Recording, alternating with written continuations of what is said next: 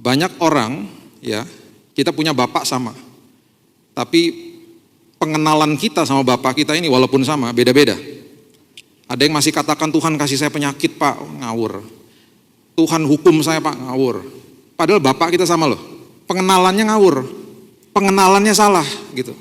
Terus bertumbuhnya juga hati-hati.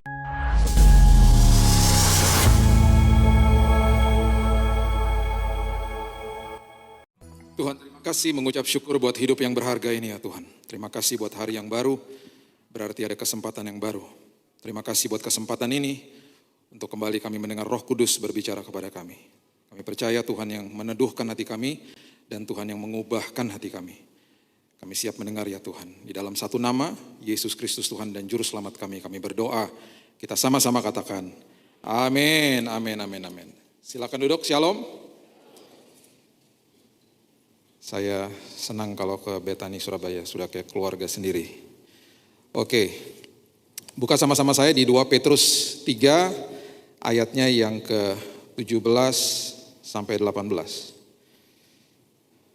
2 Petrus 3 ayat 17 sampai 18. Saya berharap Bapak Ibu kalau bisa catat-catat, kalau tidak, kalau mungkin saya kecepatan nanti nonton lagi videonya ya. Karena ini penting sekali supaya kita bertumbuh bersama-sama dengan Tuhan. Tetapi kamu, saudara-saudaraku yang kekasih, kamu telah mengetahui hal ini sebelumnya. Karena itu waspadalah supaya kamu jangan terseret ke dalam kesesatan orang-orang yang tak mengenal hukum. Dan jangan kehilangan peganganmu yang teguh. Banyak ya orang kehilangan pegangan. Kita keaslian, keabsahan daripada iman kita teruji semua. Di musim ini semuanya diuji. Ya, kelihatan semuanya, ada yang teguh, ada yang tegar, ada yang kabur, ada yang menyerah, ada yang stres dan lain sebagainya. Itu tentang ini, kehilangan pegangan yang teguh maksudnya. Supaya kita tidak kehilangan pegangan yang teguh, firman Tuhan katakan begini, tetapi bertumbuhlah. Bertumbuhlah dalam apa? Bertumbuhnya dalam apa dulu? Dalam kasih karunia dan dalam pengenalan akan Tuhan dan Juru Selamat kita. Banyak orang, ya, kita punya bapak sama, tapi pengenalan kita sama bapak kita ini walaupun sama, beda-beda. Ada yang masih katakan Tuhan kasih saya penyakit pak, ngawur. Tuhan hukum saya pak, ngawur. Padahal bapak kita sama loh, pengenalannya ngawur, pengenalannya salah gitu. Terus bertumbuhnya juga hati-hati, dikatakan bertumbuhlah dalam kasih karunia dan dalam pengenalan akan Tuhan dan Juru Selamat kita Yesus Kristus. Baginya kemuliaan sekarang sampai selama-lamanya. Ini dalam sekali kalau mau dikupas saja, ini luar biasa. Jadi pengenalan akan Tuhan untuk kepentingan kerajaan surga, bukan untuk kita. Dikatakan dengan jelas kok, baginya kemuliaan sekarang dan sampai selama-lamanya. Hidupku untuk kemuliaan Tuhan berarti. Dan kemudian apa yang kita lakukan di dalam pertumbuhan rohani kita, itu bertumbuhnya di dalam kasih karunia.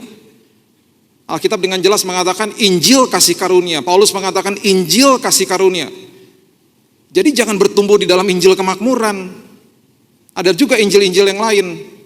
Saya kalau tulis itu kalau saya bicara Injil itu jangan di dalam pikiran kita Injilnya huruf besar ya, itu kecil. Itu hanya, bagi saya hanya kiasan aja, nggak ada Injil kemakmuran. Dan akhirnya orang-orang pada semuanya jadi klinik gitu loh, ikut Tuhannya. Dan saya sedih ketika lihat-lihat video-video yang hamba-hamba Tuhan mulai katakan begini. Dan ini ngawur. Makanya kalau kasih sama gereja tuh yang besar.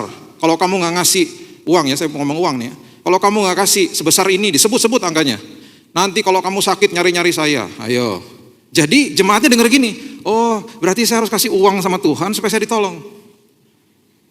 Sama dewa dong berarti. Itu pengenalan yang ngawur. Itu bertumbuh bukan di dalam kasih karunia. Bertumbuhnya jadi ngawur, jadinya akhirnya transaksi terus sama Tuhan. Akhirnya timbul kekecewaan.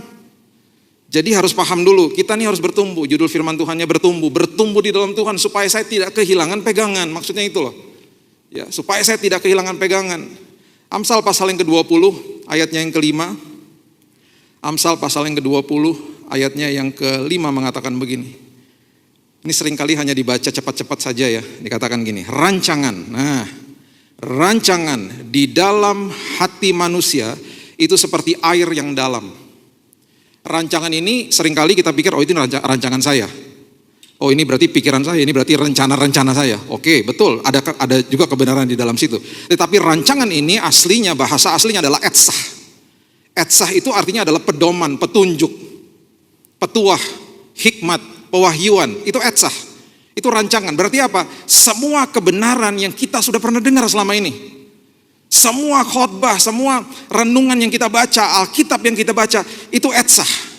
Itu rancangan, ya. Di dalam hati manusia. Nah, dikatakan begini, itu seperti air yang dalam, tetapi orang yang pandai, ini luar biasa, orang yang pandai tahu menimbanya. Pandai itu artinya tabun bahasa aslinya. Kalau ditarik aslinya adalah argumentasi, makin bingung kita. Maksudnya apa Pak? Pandai itu kok argumentasi? Argumentasi gini, saya cakap berargumentasi untuk supaya perintah Tuhan di dalam roh saya menguasai jiwa saya, itu maksudnya. Wow.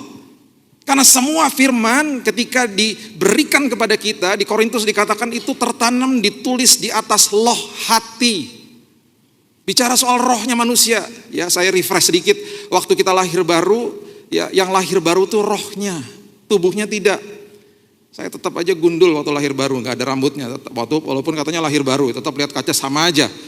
Tubuhnya nanti dapat tubuh yang sempurna dari Tuhan. Jiwanya in progress. Jiwanya terus diperbaharui, Roma 12, 1 dan 2. Under construction terus.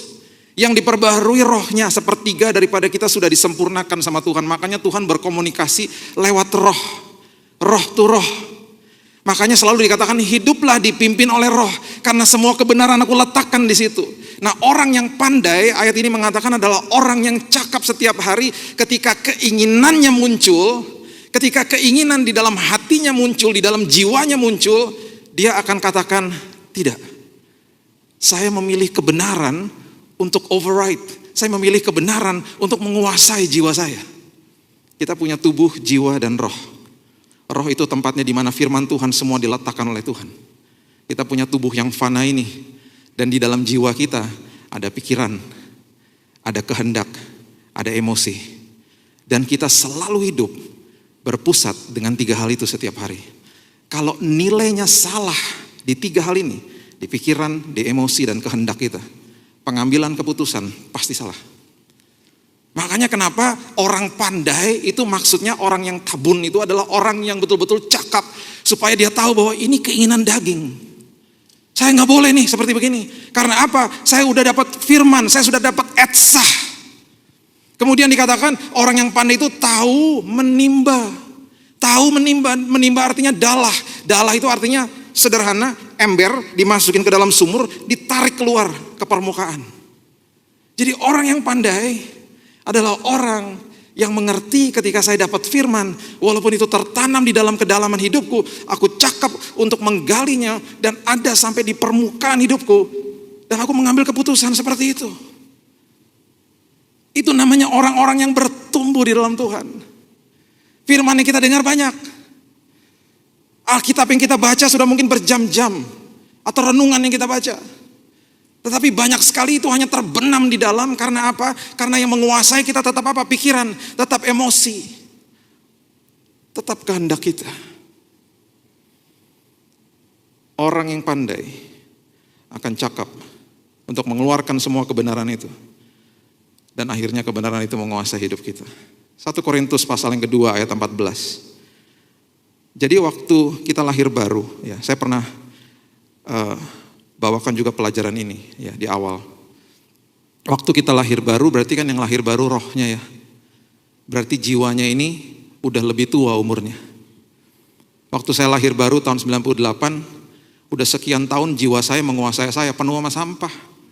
Waktu rohnya lahir baru, saya kan berarti harus kasih makan yang masih muda. Supaya apa? Supaya lambat laun rohnya menguasai jiwa yang udah penuh sama sampah. Betul atau betul? Jiwa kita kan begitu. Kita udah penuh sampah hidupnya. Karena semua yang kita lihat dan dengar, pintu gerbang hati kita kan kita lihat semua yang ada di dunia ini. Makanya ayat ini mengatakan begini, 1 Korintus 2 ayat 14. Tetapi manusia duniawi tidak menerima apa yang berasal dari roh Allah. Karena hal itu baginya adalah suatu kebodohan. Dan ia tidak dapat memahaminya sebab hal itu hanya dapat dinilai secara rohani. Saya waktu baca ayat ini saya pikir ini buat orang dunia. Bukan, orang Kristen juga banyak yang duniawi. Karena apa? Hidupnya gak dipimpin roh. Bagi saya kalau saya masuk ke dalam sebuah galeri lukisan, dan karena saya gak ngerti lukisan. Kalau saya lihat lukisan, saya pernah dibawa sama teman saya, dikasih lihat itu lukisan harganya 1M. Saya bilang, dari mana harga 1M? Dalam hati ya. Padahal kalau saya lihat cuma coret-coretan doang gitu. Dalam hati saya juga bisa buat coret-coretan aja. Itu harga 1M. Terus waktu dia bilang itu ada yang beli, bagi saya itu kebodohan. Karena saya gak paham. Itu maksudnya firman Tuhan. Kalau kita akhirnya hidup dikuasai sama jiwa, sama kehendak, kita gak hidupnya dikuasai sama roh, akhirnya firman kebenaran jadi kebodohan. Lukisan itu jadi kebodohan bagi saya karena saya gak ngerti. Tapi bagi orang-orang yang mengerti lukisan, oh itu berharga sekali. Jelas. Nah sama juga dengan ini. Makanya ketika ada orang dikatakan begini, saya Pak, wah kalau ngomong sama orang yang sudah menikah dan minta konseling dan lain sebagainya, saya disakiti Pak sama suami atau istri saya dan lain sebagainya. Terus kemudian ampuni aja. Oh gak bisa Pak, dia yang duluan Pak. Loh Pak, Bu, firman Tuhan katakan kita harus saling mengasihi sama seperti Kristus mengasihi kita. Bukan sama seperti pasangan kita mengasihi kita, standarnya Kristus. Bagi dia kebodohan. Kebodohan akhirnya, gak bisa dong, enak aja. Dia kan yang duluan, saya juga gak salah. Nah, minta maaf bukan berarti bapak salah atau ibu yang salah, bukan. Paham ya? Jadi akhirnya menjadi kebodohan bagi dia. Ibrani pasal yang keempat ayat yang kedua. Saya akan bagikan ayat ini, Bapak Ibu catat aja, nanti dibaca lagi di rumah karena waktu. Ibrani pasal yang keempat ayat yang kedua. Karena kepada kita diberitakan juga kabar kesukaan sama seperti kepada mereka. Tetapi firman pemberitaan itu tidak berguna bagi mereka. Ini ironis sekali. Karena tidak bertumbuh bersama-sama oleh iman dengan mereka yang mendengarnya. Jangan sampai kita didapati seperti ayat ini. Dapat kebenaran firman tapi gak berguna. Gak berguna karena apa? Gak pernah bertumbuh di situ. Tidak pernah bertumbuh. Kita tidak pandai untuk menggali firman itu dan kita membiarkan roh menguasai jiwa kita. Semua kebenaran itu kita abaikan. Itu hanya sekedar firman, yang penting saya hadirlah. Saya yang penting hadir di dalam ibadah, saya hadir di dalam ibadah online dan lain sebagainya. Udah cukup. Gak pernah mau bertumbuh. Lukas 2 ayat 52. Paling tidak ayat ini membuat kita malu. Saya juga mengoreksi diri kok setiap hari. Lukas 2 ayat 52. Yesus makin bertambah besar dan bertambah hikmatnya dan besarnya dan makin dikasihi oleh Allah dan manusia. Saya mengucap syukur kepada Lukas sang penulis ini. Karena dia mendokumentasikan ini. Dia katakan bahwa Yesus pun secara manusia bertumbuh loh. Bertumbuh akan pengenalan akan Bapaknya secara manusia. Masa kita gak mau bertumbuh? Masa kita gak mau bertumbuh akan pengenalan akan Tuhan? Masa kita gak mau jadi orang yang pandai, yang akhirnya bisa menimba semua kebenaran untuk menguasai hidup kita? Kejadian 3 ayat yang ke-10. Ini ketika manusia jatuh dalam dosa dan Tuhan mengatakan, you will surely die. Kamu pasti mati kalau kamu makan buah itu. Dan akhirnya apa yang terjadi? Kematian yang pertama yang terjadi adalah rohnya manusia itu dipisahkan dari hadirat Tuhan. Makanya terjadi ini. Jangan sampai ini terjadi atas hidup kita. Sebentar kita bahas. Karena kita harus bertemunya di dalam kasih karunia. Bukan ini lagi. Bukan di dalam prinsip perjanjian lama. Ia menjawab, ketika aku mendengar bahwa engkau ada di dalam taman ini, aku menjadi takut. Manusia jadi takut padahal Tuhan gak buat apa-apa. Manusia yang berdosa kok.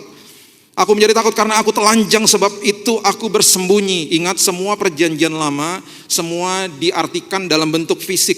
Telanjang fisiknya. Masuk ke dalam perjanjian baru, telanjang hidupnya. Hatinya di hadapan Tuhan. Semua serba fisik. Metafor untuk masuk ke dalam perjanjian baru. Dulunya bait Allah, sekarang gerejanya kita di dalam sini. Ya, dulu pengorbanan, sekarang ketaatan. Ya, pengorbanan gak ada artinya tanpa ketaatan. Itu semuanya kebenaran-kebenaran yang harus terus digali. Ya, dulu orang seperti itu, ketakutan. Yang penting saya udah bayar upeti atau enggak saya kasih hewan korban. Yang penting seperti itu. Sekarang enggak. Matius 5 ayat 28 mengatakan dengan jelas, kalau kamu melihat wanita dan sudah menginginkannya, kamu sudah sama dengan orang berzina, padahal belum melakukan perzinahan. Jadi yang dilihat hati, telanjang hatinya di hadapan Tuhan. Jadi berbeda. Ini akan masuk semuanya pelajaran ini ke dalam perjanjian baru. Makanya dikatakan bertumbuhlah di dalam kasih karunia. Yesus datang untuk membawa hidup dan hidup di dalam kelimpahan. Pastinya begitu. Nah ini yang susah. Ini yang susah. Dan sampai saking susahnya, kita menanggalkan keinginan kita supaya roh menguasai kehidupan kita, kan berarti kita mati setiap hari. Ya, pikul salib itu artinya stauros, artinya mati. dan gak enak. Orang mati gak bisa ngapa-ngapain, orang mati gak bisa tersinggung, orang mati gak bisa marah. Mau coba-coba aja datang ke rumah duka, ledekin yang sudah jadi jenazah, gak bisa marah. Mau di ngapain juga, ada orang waktu itu datang ke rumah duka marah-marah sama yang sudah meninggal karena ada kepahitan rupanya. Udah gak bisa ngapa-ngapain, cuma diem tok. Itu kayak seperti itu, Tauros mati. Setiap hari mati. Sampai-sampai akhirnya Daud mengucapkan ini kepada jiwanya. Dan saya harapkan ini menjadi pelajaran bagi kita hari ini. Daud itu sampai dia bilang, aku tuh mau supaya roh Tuhan itu menguasai hidupku. Sampai dia mengeluarkan kalimat ini di Mazmur 131 ayat 2. Dia mengatakan kepada jiwanya sendiri, dan ini saya mulai praktekkan dalam hidup saya. Tuhan, aku mau lakukan ini Tuhan. Aku mau bertumbuh di dalam Tuhan, dan salah satunya adalah ini. Dikatakan Mazmur 131 ayat 2. Sesungguhnya aku telah memenangkan dan mendiamkan jiwaku. Hai kehendakku, hai emosiku, hai pikiranku, diam. Seperti anak yang disapih berbaring dekat ibunya. Ya, seperti anak yang disapih jiwaku dalam diriku. Kata disapih itu artinya win. Kata disapih itu artinya melepaskan perlahan-lahan. Seperti anak yang ketergantungan sama susunya dilepaskan perlahan-lahan. Anak kalau dilepaskan dari susu nangis, karena itu sumber makanannya dia. Nangis. Itu seperti itu dia gambarkan jiwaku. Aku mendiamkan kehendakku. Aku mendiamkan pikiranku. Karena aku mau belajar supaya jiwaku itu disapih dari susu yang membuat aku selalu nyaman-nyaman dan ikutin keinginanku sendiri. Karena apa? Aku mau bertumbuh. 1 Korintus 3 ayat yang pertama dan kedua, Paulus menjelaskan begini. 1 Korintus 3 ayat yang pertama. Dan aku saudara-saudara, pada waktu itu tidak dapat berbicara dengan kamu seperti dengan manusia rohani. Wow. Aku gak bisa bicara sama kamu. Aku gak bisa kasih kebenaran firman Tuhan sama kamu. Tetapi hanya dengan manusia duniawi yang belum dewasa di dalam Kristus. Karena kamu masih duniawi. Orang Kristen tapi duniawi. Susulah yang kuberikan kepadamu. Akhirnya aku kasih susu aja. Bukanlah makanan keras. Sebab kamu belum dapat menerimanya. Dan sekarang pun kamu belum dapat menerimanya. Jangan sampai Tuhan datang ke kita bilang, ya wes lah, udah aku kasih kamu susu aja deh. Karena kamu tuh gak bisa bertumbuh, aku kasih kebenaran, kamu tuh gak ngerti-ngerti. Dikasih firman gak ngerti-ngerti. Karena kamu gak mau, kamu tidak mau mengambil keputusan untuk menjadi orang yang pandai, orang yang bisa menimba kebenaran, dan akhirnya mengambil kebenaran itu dan menguasai hidupmu. Udah banyak etsah, sudah banyak pedoman yang aku berikan dalam hidupmu. Ayo dong. Masa aku harus ngomongnya seperti anak kecil terus? Kita kalau ngomong sama anak kecil kan beda. Saya waktu ngomong sama anak-anak saya waktu mereka masih kecil kan beda. Kita kalau ngomong sama anak kecil kan juga beda. Gimana kalau ngomong sama anak kecil? Kita kan gini, halo, udah makan belum? Gitu kan. Itu bahasa seperti itu saya gak bisa pakai sama istri saya. Halo sayang, kamu habis ngapain?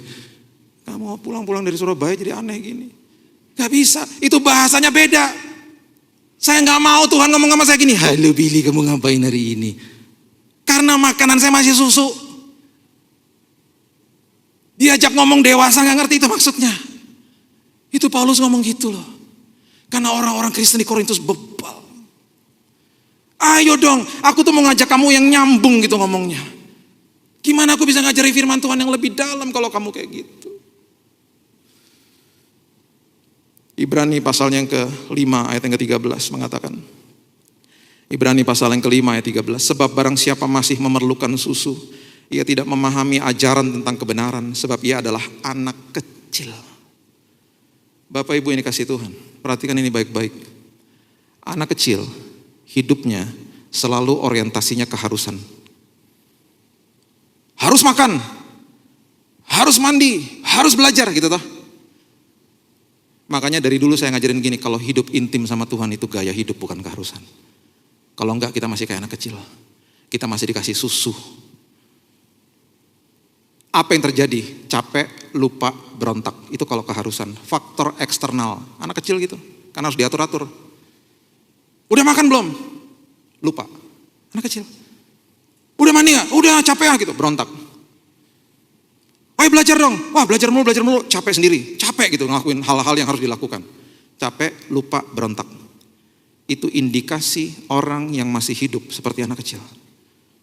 Makanya banyak orang baca firman yang paling dasar lah. Baca firman sama berdoa, mesbah sendiri. Banyak seperti itu, capek, lupa, berontak. Padahal apa? Kalau orang dewasa udah jadi gaya hidup.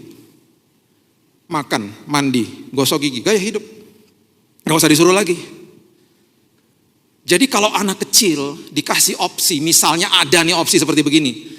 Oh dia pasti akan memilih orang tuanya yang sesuai sama keinginannya dia. Kalau sampai anak kecil disuruh milih mau punya orang tua seperti apa, dia akan pasti pilih orang tua yang sesuai sama keinginan dia. Kalau dia bisa pilih. Saya mau orang tua seperti begini. Karena apa? Anak kecil suka ngatur.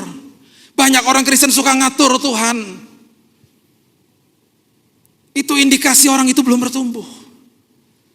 Ngatur Tuhan sampai apa? Saya lakukan ini ya Tuhan, nanti Tuhan begini. Kalau Tuhan begini, bentar saya begitu ya. Ngatur Tuhan, transaksional sama Tuhan. Anak kecil. Terus anak kecil kalau taat, kalau dia hidupnya taat, dia dengan berkondisi supaya dapat sesuatu. Karena tidak dari dalam hatinya sendiri.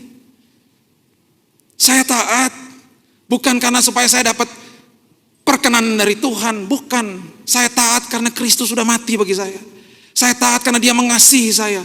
Saya taat, saya mencari dan mengejar kerajaan surga. Baru segala sesuatu ditambah-tambahkan. Bukan motivasi taat untuk dapat berkat, bukan. Itu anak kecil. Saya mau begini supaya nanti mami papi kasih begini sama saya. Makanya gak nyambung akhirnya. Itulah yang Daud katakan. Aku mau menyapih hidupku. Aku mau melepaskan ketergantunganku sama susu. Hai jiwaku, aku mendiamkan engkau. Dia lagi mengambil posisi sebagai orang yang pandai. Karena apa? Aku mau menimba kebenaran itu. Supaya kebenaran itu menguasai kehidupanku. Aku mau tahu Tuhan, bahwa semua rancangan dan rencana Tuhan itu yang menguasai hidupku dan aku pasti merdeka. Kelihatan, sekarang ini kelihatan dalam 1-2 tahun ini. Kelihatan. Teman-teman saya yang saya gak pernah tahu bisa melakukan hal-hal yang mengerikan tiba-tiba. Baik itu dari hamba Tuhan lah dan lain sebagainya. Kelihatan keabsahan imannya kelihatan. Karena kita semuanya sama-sama diuji. Ada yang pandai menimba, ada yang tidak pandai menimba. Hanya sekedar dengar dan semua kebenaran itu terbenam di bawah sumur kehidupan kita. Dibiarin aja di situ, nggak pernah diangkat ke permukaan. Akhirnya keinginan sendiri yang berkuasa. Ibrani pasal yang keempat, ayat yang ke-12. Ibrani pasal yang keempat, ayat yang ke-12. Sebab firman Allah hidup dan kuat dan lebih tajam daripada pedang bermata dua manapun. Ia menusuk amat dalam sampai memisahkan jiwa dan roh. Wah, kan? Tadi kita udah belajar tuh, firman itu tajam sebenarnya. Tajam. Sampai memisahkan kehendak kita sama kehendaknya Tuhan. Itu maksudnya jiwa dan roh. Jadi kita mau gak? Istilahnya disembelih sama firman Tuhan. Sendi-sendi dan sumsum. Ia sanggup membedakan pertimbangan dan pikiran kita. Perhatikan ayat 13. Saya suka dengan ayat ini. Ada sebuah bahasa yang luar biasa dikatakan. Dan tidak ada suatu makhluk pun yang tersembunyi di hadapannya. Sebab segala sesuatu telanjang dan terbuka. Kita udah belajar tadi ya. Manusia lizo itu artinya dibuka sampai kelihatan dalamnya. Itu maksudnya. Dibuka sampai kelihatan dalamnya. Di dalam zaman perjanjian lama manusia takut. Karena kita bertumbuh di dalam kasih karunia, kita gak usah takut. Walaupun kita pernah berbuat dosa, mungkin sekarang sedang berbuat dosa. Gak ada orang yang bersih-bersih sebelum mandi. Mandi aja. Ada berapa minggu yang lalu seorang wanita katakan kepada saya gak berani berdoa Pak karena saya hidup dalam dosa. Bu, bertumbuhlah di dalam kasih karunia. Itu dulu Bu, orang ketakutan menghadapi Tuhan. Sekarang datang dengan dosa kita yang ada apa? Penyucian. Yang ada pembersihan dari Tuhan. Bertumbuh di dalam kasih karunia. Bukannya berarti itu tiket kita melakukan dosa lagi, bukan. Itu yang kita praktekkan, itu yang saya praktekkan kepada anak-anak saya. Dan itu juga yang Tuhan mau lakukan kepada kita. Dia gak pernah gini-gini, dia begini. Jadi kalau kita datang Tuhan, buka hatiku, trakelizo Tuhan, buka semuanya Tuhan. Dia gak akan begini, kamu sih begini, kamu tuh begitu. There is no condemnation. Yang ada kasihnya dia yang luar biasa. Dia akan datang, dia akan merangkul, dia katakan begini, apa yang aku bisa perbuat supaya kamu tidak jatuh dalam dosa lagi? Apa yang aku bisa perbuat supaya firmanku menguasai hidupmu? Aku tahu kamu banyak kekurangan, apa yang bisa aku buat? Kamu tahu gak bahwa aku sangat mengasihimu? Itu bertemu di dalam kasih karunia.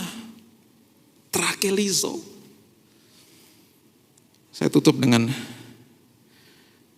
sebuah peristiwa yang membuat saya juga sadar dan terus sadar. Karena saya juga dibuka sama Tuhan. Dan kita semuanya dibuka sama Tuhan. Trakelizo. Jangan rasa tertuduh, jangan rasa gini ya. Tuhan tidak menuduh, Roh Kudus itu menginsafkan. Itu harus tahu. There is no condemnation. Yang ada diinsafkan. Jadi kalau kebuka nggak seperti dulu lagi. Manusia takut ketika terbuka telanjang di hadapan Tuhan. Sekarang enggak. Sekarang enggak gitu. Anak saya yang kedua ini umurnya 14 tahun. Seperti biasa sekolah online ya. Baru kemarin hari Jumat dia masuk onsite sekolah. Datang ke sekolah. Wah, senangnya luar biasa. Pertama kali ini hari Jumat kemarin. Kira-kira 2 minggu lalu dia ujian midterm ya. Tengah-tengah semester ujian matematika. Online toh, semuanya kan online. Anak saya ini pelajaran yang lain semuanya bagus, kecuali matematika. Dia setelah dapat hasilnya, dia kasih tahu sama saya, Dad, aku dapat hasilnya 58. Berarti harus remedial, diulang. Saya bilang ya udah belajarlah, kamu kan lemah di situ, kamu belajar. Ada tutorialnya sebentar, dan dia kembali online remedial 3 hari setelah itu. Setelah remedial, waktu kami lagi devotion malam, dia masuk ke kamar saya, dia kasih tahu setelah dapat hasilnya. Daddy, Mami, itu tadi remedial ujian ulangannya itu, aku dapat angka lebih jelek daripada yang pertama. Kok bisa? Karena memang susah. Dapat berapa? 43. Wah, jeblok. Sampai kaget. Ini yang salah gurunya atau kamunya? Gimana nih? Kok bisa gitu? Apa yang terjadi? Terus dia cerita. Iya, saya ujian online. Tapi waktu saya lagi remedial, itu offline. Maksudnya apa? Kamera zoomnya mati. Gurunya membiarkan kita melakukan ujian tanpa online. Jadi gurunya juga gak ngeliatin.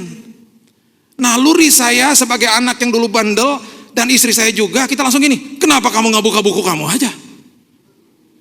Betul? Kamu buka buku, itu berarti guru kamu lagi kasih kode sama kamu bahwa kamu boleh buka buku. Anak saya bingung. Kasih kode? Dia gak kasih kode. Itu berarti dia kasih kode, itu maksudnya. Dia gak ngomong apa-apa, Dad. Berarti gak boleh. Justru itu dia gak ngomong berarti boleh. Iya dong. Ini datang dari saya. Seorang hamba Tuhan. Yang hari ini khotbah di Betani. Ngomong gitu sama anak saya. Terus habis saya ngomong gitu. Saya mengalami momen ini. Trakelizo. Kayak Tuhan ngomong gini. Kamu gimana sih? Lihat anakmu. Dia mengorbankan angkanya. Mau dapat 43 juga gak apa-apa. Yang penting integritasnya dijaga. Lihat kamu tuh. Lihat kamu. Kamu udah kompromi demi untuk angka. Terus besok-besoknya setelah berapa hari setelah itu, saya ambil raport online. Saya tanya dong sama gurunya. Miss, kemarin waktu yang ujian remedial itu offline, itu boleh buka buku atau tidak?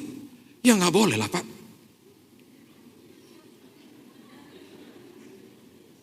Saya malu banget. Saya cuma nanya aja sih, Miss, cuma mau tahu aja. Saya nggak kasih tahu what's going on. Oh, nggak boleh ya, Miss? Ya nggak boleh lah, Pak. Kan di mana-mana juga gitu. It's unwritten thing, you know. Nggak usah dikasih tahu juga. Oh ya, oke, Miss, terima kasih.